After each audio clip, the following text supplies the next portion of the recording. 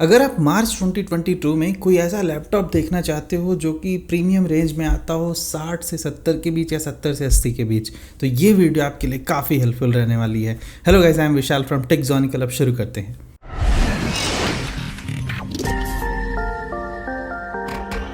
Best laptops मार्च 2022 का ये जो है तीसरा पार्ट है। इसके दो और भी पार्ट हैं। अगर आपका बजट जैसे ना कि बहुत ही बजट रेंज में लेना है या मिड रेंज वाले लैपटॉप्स लेना है तो आप जाकर वो पुराने वीडियोस चेक कर सकते हो।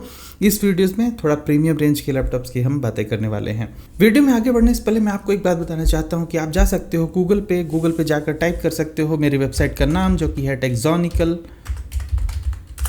पहला रिजल्ट जो आएगा वो मेरी वेबसाइट है और यहाँ पर आप जाकर लैपटॉप्स में ऐसे जाकर यहाँ पर 60 से 70 हज़ार के बीच या 70 से 80 हज़ार के बीच जो भी लैपटॉप्स हैं उनकी लिस्ट यहाँ से भी चेकआउट कर सकते हो।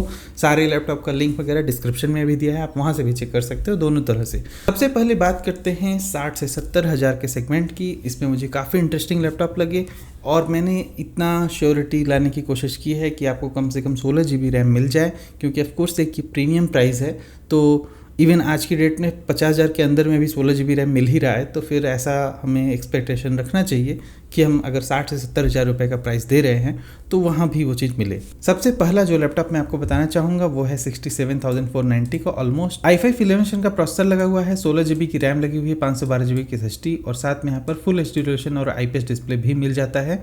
बैकलिट कीबोर्ड वगैरह भी यहाँ पर मिलता है, फिंगरप्रिंट रीडर भी मिलता है। तो अब 60 से 70 हज़ार के रेंज में जो भी निटी ग्रिटी फीचर्स होते हैं जो आपको नहीं मिलते 60 के अंदर में, वो सब कुछ मिलते हैं और उस रेंज में ये लैपटॉप लेना काफ़ी अच्छा रहेगा। अभी न्यूली लॉन्च्ड है, इसका एक दूसरा मॉडल है जो कि 60 के अंदर में भी आता है। अगला लैपटॉप में जो आपको बताना चाहूँगा वो है डेल की तरफ से, डेल इंस्पिरॉन 5418।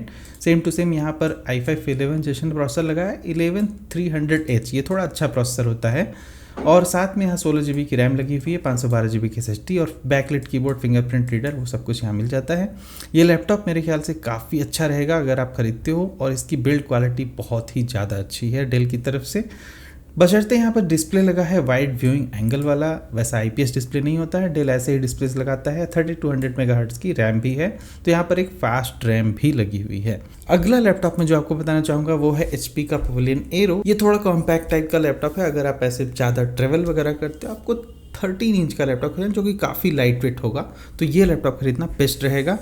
वो है HP pavilion arrow, Ryzen 5 5500U processor के साथ में आता है। 970 ग्राम का है, सिर्फ 1 kg के अंदर की वेट का है ये। 16 GB की रैम, 512 GB की SSD, बहुत ही प्रीमियम दिखने वाला ये लैपटॉप है।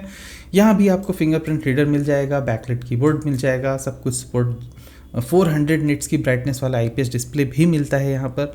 तो यहाँ पर सब कुछ, कोई भी कमी नहीं छोड़ी गई है। As a business category laptop ये लेना काफ़ी अच्छा रहेगा।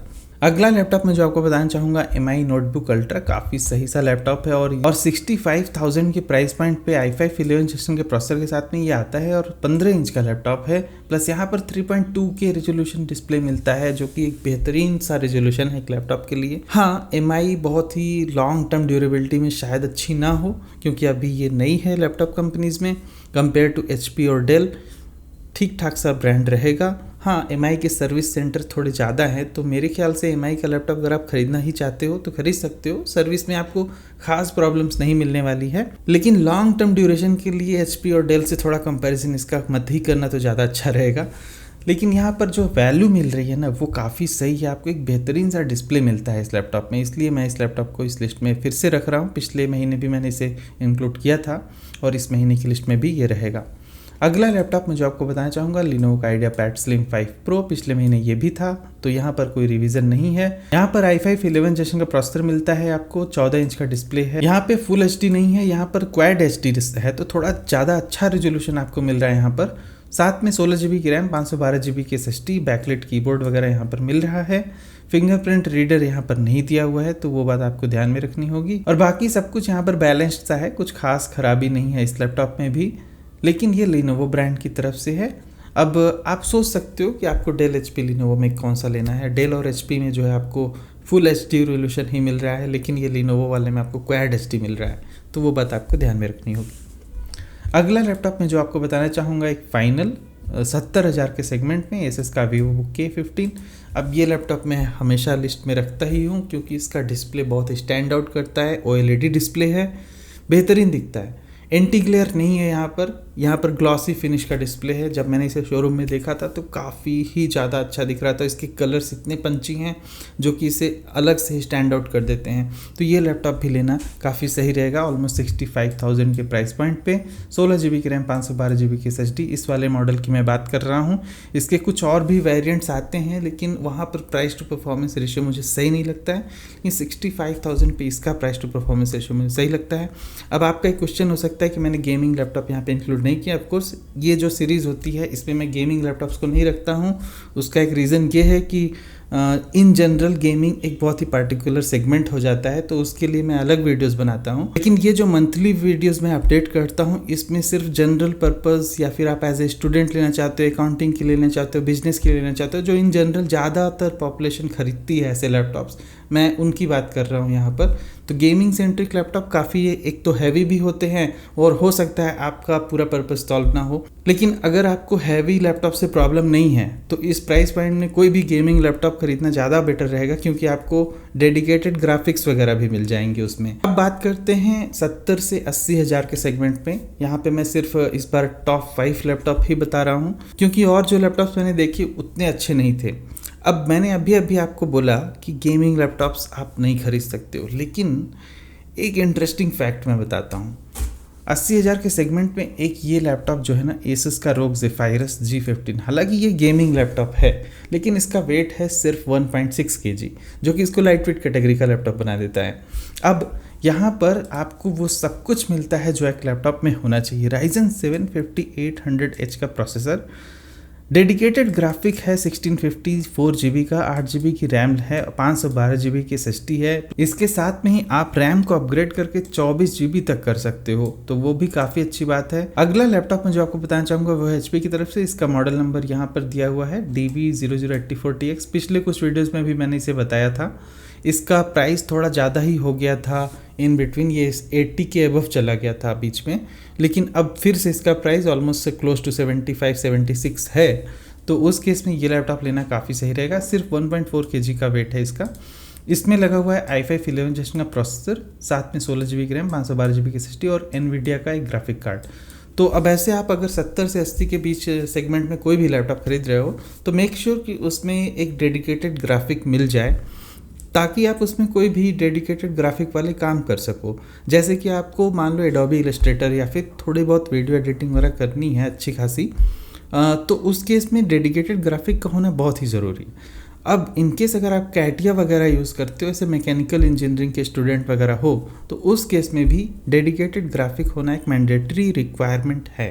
और बहुत सारे लैपटॉप जो सस्ते में है ना, 60 से नीचे में नहीं मिलता ये चीज़ें, तो अब 70-80 के बीच में आपको जाना पड़ेगा और एक अच्छा डेडिकेटेड ग्राफिक के साथ में लैपटॉप खरीदना पड़ेगा। अगला लैपटॉप मैं जो आपको बताना चाहता हूँ वो है HP का। अगेन ये है एग्जैक्टली मॉडल नंबर इसका। यहाँ पर भी आपको i5 11 जनरेशन मिलता है, 16 GB की रैम मिलती है, 2 GB का जो है NVIDIA ग्राफिक्स मिल जाता है। वही MX 450 यहाँ भी लगा हुआ है, सेम टू सेम 512 GB की SSD लगी हुई है, फुल HD ऑफकोर्स स्क्रीन है, IPS डिस्प्ले वगैरह यहाँ पर मिल ही जाता है आपको, तो वो आपको चिंता करने की ज़रूरत नहीं है। और बस इतना सा फ़र्क है पहले वाले लैपटॉप से कि ये 15 इंच का है और पहले वाला जो है 14 इंच का था। तो अब आप देख सकते हो कि 15 इंच का लैपटॉप होने की वजह से इसका प्राइस थोड़ा ज़्यादा ही हो गया है। अगला लैपटॉप डेल की तरफ से मैं आपको बताना चाहूँगा, डेल इंस्पिरॉन 5518। ये काफ़ी सही लैपटॉप मुझे लगा। आपको MX 450 चाहिए, i5 11 जनरेशन चाहिए। HP वाले अगर आप अवॉइड कर सको तो कर दो अवॉइड, क्योंकि ये आपको सस्ते में मिल जाएगा। 73,000 में आपको इसमें सब कुछ मिल रहा है। 15 इंच का लैपटॉप है, 2 GB का ग्राफिक्स है और प्लस साथ में आपको i5 11 जनरेशन मिल ही रहा है, 16 GB की रैम, 512 GB की SSD, fingerprint reader, backlight keyboard, ये सब कुछ मिल जाता है। तो यहाँ पर आपको IPS डिस्प्ले नहीं मिलेगा, WVA डिस्प्ले मिलेगा। डेल की एक टर्मिनोलॉजी है, वाइड व्यूइंग एंगल करके। अगला एक फाइनल लैपटॉप में जो आपको बताना चाहूँगा, ये मुझे काफ़ी सही लगा। HP Envy सीरीज का लैपटॉप है ये, i5 11 जनरेशन प्रोसेसर लगा हुआ है इसमें, 13 इंच का लैपटॉप है ये, और साथ में 16 GB की रैम, 512 GB की SSD और 2 GB का यहाँ भी MX 450 वाला ग्राफिक कार्ड मिलता है। अब ये लैपटॉप अगर कॉम्पैक्ट फैक्टर में आपको कुछ चाहिए तो फिर यही लेना पड़ेगा, और इसमें काफ़ी अच्छे पोर्ट्स वगैरह भी दिए हुए हैं। ये सब कुछ यहाँ पर मिल जाएगा आपको सिर्फ 81,000 में ऑलमोस्ट। अब ये लैपटॉप लेना मेरे ख्याल से तो बहुत ही ज़्यादा वैल्यू फॉर मनी नहीं है, क्योंकि अगर आप ऐसे 81,000 तक जा रहे हो और अगर थोड़ा सा आप अपना बजट बढ़ा लो तो आपको एक मैकबुक प्रो M1 मिल जाएगा। आप बेटर है वो लैपटॉप खरीदो, उसमें बहुत कुछ हो जाएगा। अगर आपको विंडोज़ ही ख़रीदना है तो फिर उस केस में HP Envy वगैरह के सीरीज़ के लैपटॉप काफ़ी सही रहते हैं। फिर भी मैकबुक M1 से तो वो थोड़े डाउनग्रेड है। आप में से कुछ व्यूअर्स मुझसे पूछ रहे थे कि आपको 90,000 तक का लैपटॉप चाहिए। There is no better option than MacBook M1 right now. Windows laptop even जो 2-2 लाख के हैं वो भी उसे बीट नहीं कर पा रहे हैं। अभी 8 मार्च को ही जो एप्पल का इवेंट होगा उसमें मैकबुक वगैरह का नेक्स्ट लॉन्च हो जाएगा, M2 प्रोसेसर वाले जो लैपटॉप्स आने वाले हैं एप्पल की तरफ से। तो अगर वो 1 लाख के अंदर में आते हैं, ऐसे 1 लाख का आपका बजट है ना, तो मुझे लगता है आपको विंडोज़ लैपटॉप की तरफ देखना भी नहीं चाहिए, क्योंकि अल्टीमेटली आप इतने पैसे खर्च कर रहे हो फिर वही सेम विंडोज़, कुछ ना कुछ तो प्रॉब्लम्स रहती है विंडोज़ की अपनी। कभी ड्राइवर ही नहीं चलते, कभी किसी लैपटॉप में कुछ नहीं चलता है। I mean that is just my personal opinion. तो आप उस केस में देख सकते हो, अगर आपका बजट ऐसे 1 लाख तक जा रहा है तो I think there is no better option than choosing a MacBook Pro और मैकबुक एयर। इवन उसमें आपको इवन कम से कम 8 GB की रैम में भी वो इतना अच्छा परफॉर्म करेगा, 4K वीडियो एडिटिंग सपोर्ट कर देता है, सब कुछ कर देता है। तो फिर अल्टीमेटली जब आपका रिजल्ट आउटपुट उतना अच्छा है तो आपको ऐसे ढेर सारी रैम और ढेर सारा SSD लेके कुछ फ़ायदा नहीं होने वाला है। जब अल्टीमेटली आपको आउटपुट कैसा मिल रहा है उससे मतलब रखना चाहिए। तो that is just my personal opinion. Comment section में जाकर बताना अगर आपके कोई क्वेश्चंस वगैरह हों, और सारे लैपटॉप का लिंक वगैरह दिया है वीडियो के डिस्क्रिप्शन में। मेरी वेबसाइट techzonkel.in, सब जगह आप चेक कर सकते हो। मिलते हैं अगले वीडियो में कुछ और भी ऐसी टॉपिक साथ। तब तक के लिए goodbye, thank you for watching, will see you again there.